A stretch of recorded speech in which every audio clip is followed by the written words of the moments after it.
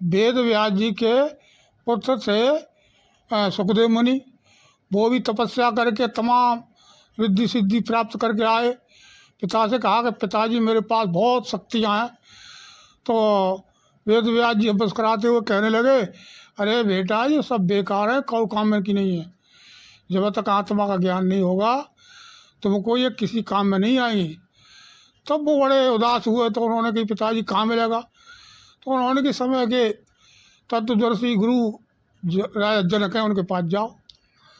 तो पहले तो वो गए तो बड़े देख करके वो बड़े उभर के लौट के आ गए। अपने पिता से कहा कि पिताजी वहाँ कुछ नहीं हो, तो गृहस्थी आश्रम वाला है, रानियों के बीच में पड़ा हुआ है। तो उन सुखदेव मुनि ने कही नहीं बेटा ज्ञान तो वही मिलेगा। तो दोबारा गए, बड़ी कठिनाइयों के द्वारा वो जनक जी से मिल पाए। तो जनक जी से जब मिले तो उनको ज्ञान प्राप्त हुआ। तो देखो अब ये बात कोई नहीं पूछता है कि जनक जी किस परिवार में थे, राजा थे, रानियाँ थी, लेकिन एक सन्यासी आदमी को, तपस्वी आदमी को उन्होंने ज्ञान दिया। ये बड़े महत्वपूर्ण सवाल हैं। तो इन सवालों को आदमी कहीं चर्चा ही नहीं करता, न कोई बताता है। आदमी बस इन्हीं में सुनने में और सुनाने में मस्त। व्यास जी इतने प्रकांड विद्वान थे कि उन्होंने महाभारत की रचना की, तमाम धर्म ग्रंथों की रचना की, लेकिन वो अपने पुत्र सुखदेव मुनि को आत्मज्ञान नहीं दे पाए। साबित करने वाला कोई है नहीं, और पूछने वाला इसीलिए नहीं पूछता कि वो ज्ञान मिलेगा ही नहीं। उसको गुमराह कर दिया जाता है, उसकी चर्चा ही नहीं कोई करता है।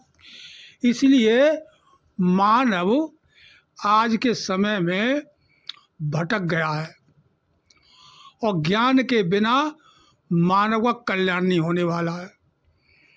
इसलिए वो ज्ञान इस समय पर भी प्राप्त होता है। अगर करना चाहे आदमी तो उसको खोज सकता है।